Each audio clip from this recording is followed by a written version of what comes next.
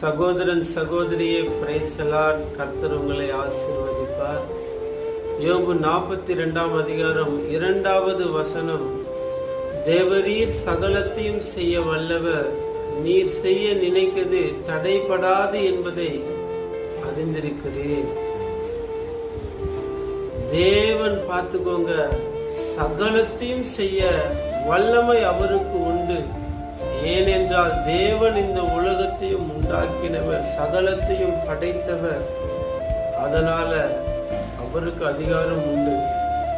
அவர் ஒரு காரியம் உங்களுடைய வாழ்க்கையில செய்யணும் முடிவு செய்தால் அதை தடுப்பதற்கு இந்த பூமியில் ஒருவனும் இல்லை.